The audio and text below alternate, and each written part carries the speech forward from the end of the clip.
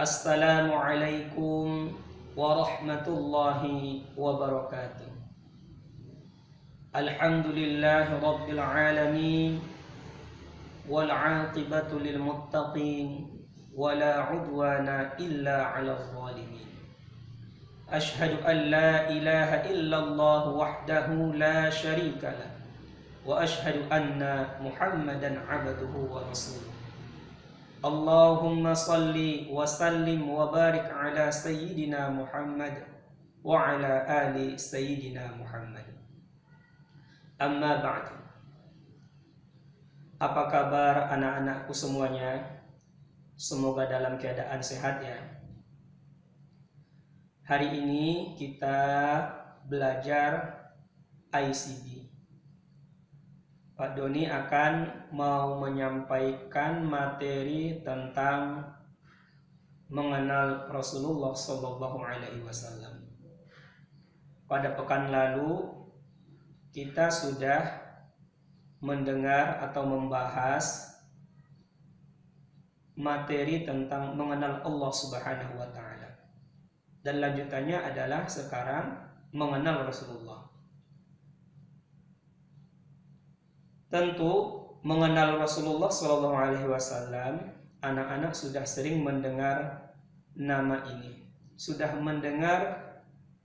sering juga mendengar siapa Nabi Muhammad itu. Tapi tidak ada salahnya kalau kita bahas siapa sebenarnya Nabi Muhammad ataupun Rasulullah Shallallahu Alaihi Wasallam itu.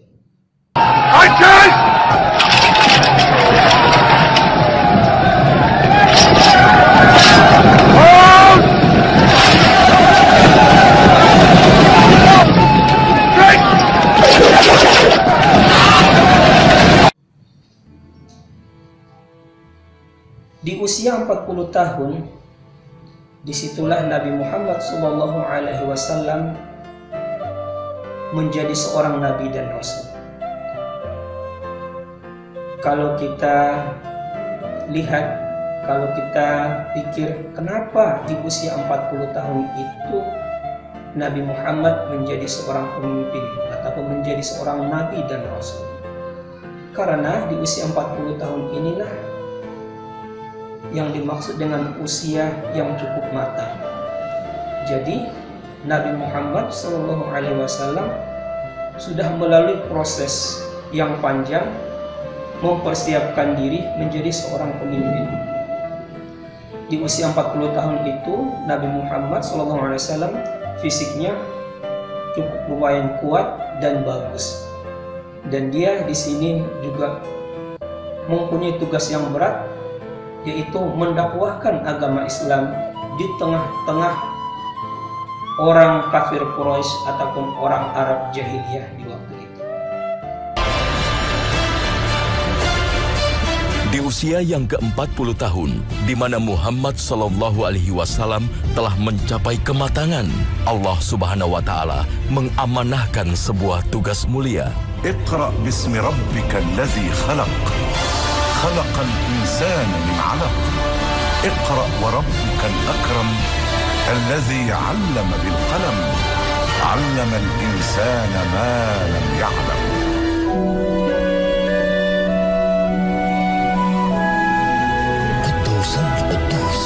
Sang pemuda Bani Hashim ini akan menjalankan tugas maha berat yang membutuhkan kemampuan fisik dan mental yang super prima. Namun Muhammad SAW dapat membuktikan Islam dapat berkembang pesat meski dakwah dilakukan di usia yang tak lagi muda. Di tahun pertama, sang Nabi memulai dakwahnya hanya pada keluarga dan kerabat terdekat.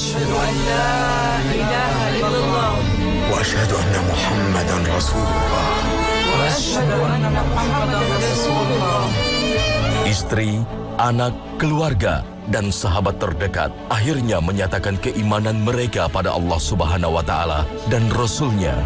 Asyhadu an la ilaha illallah wa asyhadu anna Muhammadan Rasulullah. Di Di fase ini, kerasulan Muhammad SAW hanya diimani oleh segelintir orang. Namun keteguhan iman yang telah dibekali pada mereka telah menjadi dasar yang kokoh bagi perjalanan dakwah sang Nabi selanjutnya.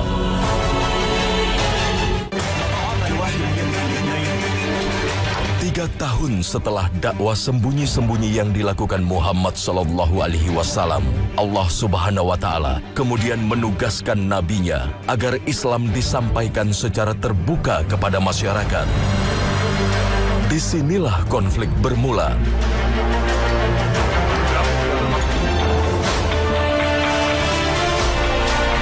Maka setelah mendapat jaminan perlindungan dari Abu Thalib sang paman yang merupakan pemimpin Quraisy, Muhammad SAW memberanikan diri untuk naik ke Bukit Sofa dan memulai menyampaikan Islam di sana.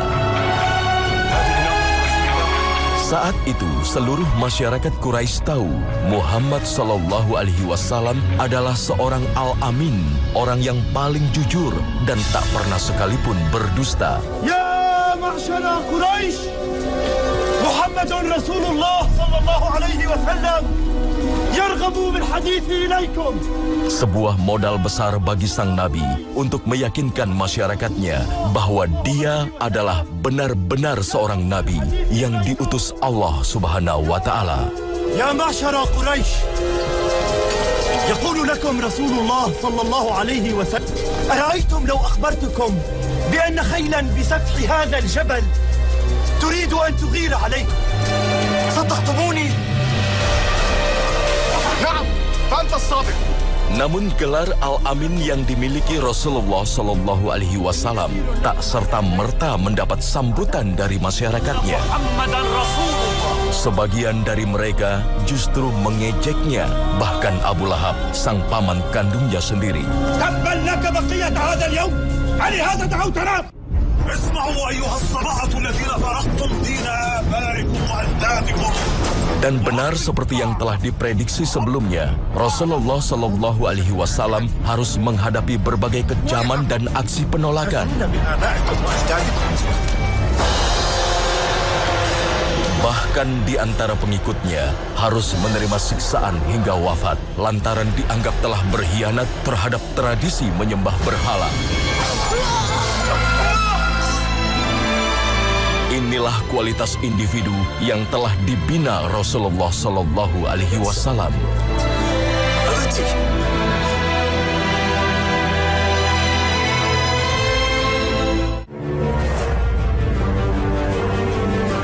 Saat Mekah tak lagi aman untuk muslimin, Rasulullah SAW mulai berdakwah ke suku-suku lain serta meminta perlindungan bagi muslimin.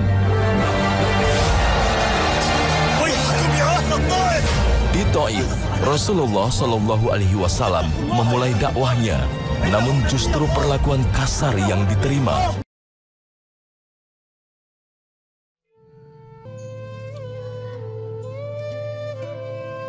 Ketika Nabi Muhammad SAW berusia 53 tahun,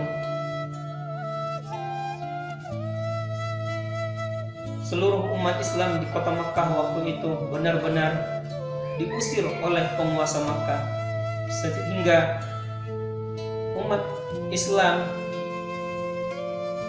para sahabat-sahabat Nabi diusir dari kota Makkah, sehingga umat Islam pergi ke Madinah atau yang disebut dengan hijrah. Dalam peristiwa hijrah ini, Rasulullah menyuruh umatnya untuk duluan pergi hijrah ke Madinah. Setelah sehari kemudian, Nabi Muhammad SAW juga hijrah ke Madinah. Di dalam peristiwa ini, tentu Nabi Muhammad mendapatkan ancaman ataupun bahaya yang sangat luar biasa.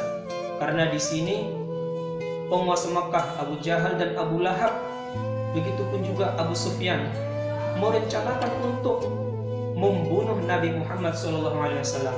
Dengan pertolongan Allah, dengan penjagaan Allah kepada Nabi kita pun selamat dari ancaman itu. Sehingga Nabi Muhammad berhasil hijrah dari Makkah. Maka di tahun ke-13 kenabian atau di usianya yang ke-53 tahun, Rasulullah Shallallahu Alaihi Wasallam melakukan perjalanan hijrah dari Mekah ke Madinah. Di usia yang sudah tak lagi muda, fase dakwah Islam yang lebih menegangkan akan segera dimulai.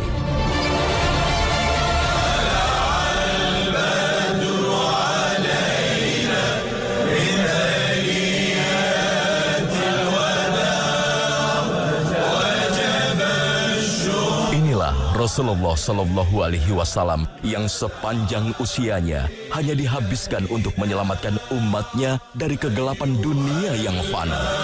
Rasulullah berhasil meyakinkan orang-orang Madinah untuk masuk ke dalam agama Islam. Umat Islam bertambah banyak. Nabi Muhammad mempunyai kekuatan yang sangat luar biasa, yaitu pengikutnya orang-orang kaum Ansar, begitu juga kaum Muhajirin yang berhijrah ke Madinah, menjadi satu kekuatan baru yang bisa untuk menyebarkan agama Islam ke seluruh dunia. Ketika mendengar kabar itu, penguasa Makkah Abu Sufyan, begitu juga Abu Jahal dan Abu Lahab tidak senang dengan kabar itu. Disitulah mereka menentang ajaran Nabi dan menyerukan untuk berperang. Rasulullah Shallallahu Alaihi Wasallam menunggu wahyu dari Allah Subhanahu Wa Taala. Setelah datang wahyu, Allah Subhanahu Wa Taala menyuruh umat Islam untuk berperang melawan orang-orang kafir Quraisy dari Mekah. Di peristiwa Perang Badar itulah kemenangan umat Islam yang sangat luar biasa. Mereka cuma berjumlah 300 tentara dibanding dengan 1000 tentara dari pasukan Mekah. Tentu itu adalah lawan yang tidak wajar. Tetapi dengan kekompakan, dengan kekuatan, dengan persatuan umat Islam di waktu itu, umat Islam pun memenangkan peperangan Badar. Yasrib yang telah berubah nama menjadi Madinah pada awalnya merupakan kota yang penuh dengan konflik. Kehadiran Rasulullah Shallallahu Alaihi Wasallam di kota tersebut membawa keberkahan hingga tercipta rasa persaudaraan dan perdamaian. Saat Madinah semakin kokoh sebagai kota muslimin, para musuh mulai melihat Madinah sebagai ancaman.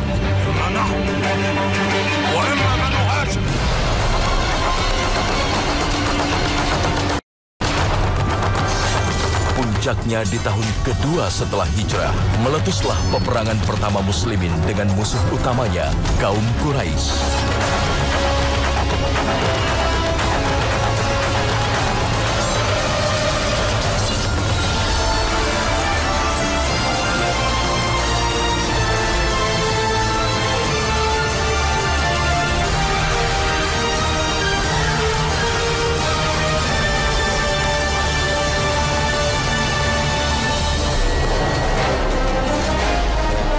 Bahkan di perang-perang selanjutnya, saat kaum Yahudi dan suku-suku Baduy bersatu dengan Quraisy, mereka tetap tak mampu menggoyahkan barisan muslimin. Tahun ke-5 Hijriah menjadi tahun pembuktian kekuatan Islam.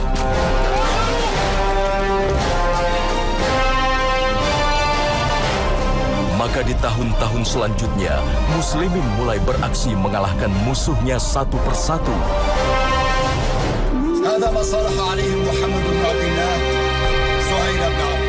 Tahun 6 Hijriah, Quraisy mengakui kekuatan muslimin dengan diadakannya perjanjian Hudaybiyah.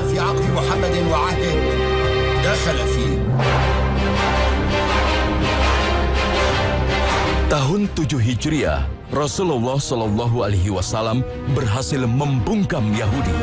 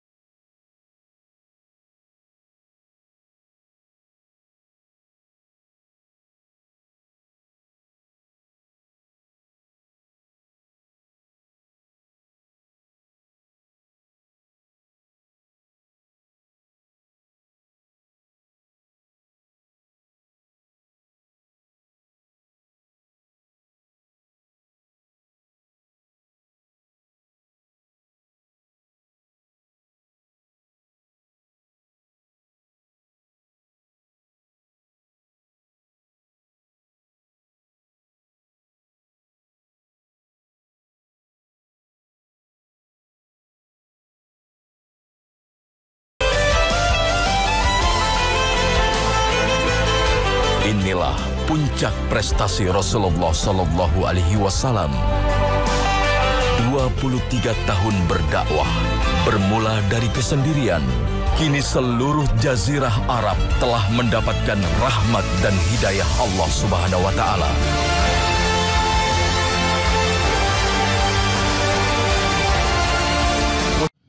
Baik anak-anakku semuanya, cukup sampai di sini mengenai tentang mengenal Rasulullah Sallallahu Alaihi Wasallam. Begitulah kisah hidup Nabi Muhammad Sallallahu Alaihi Wasallam memperjuangkan agama Islam sampai akhir hayatnya.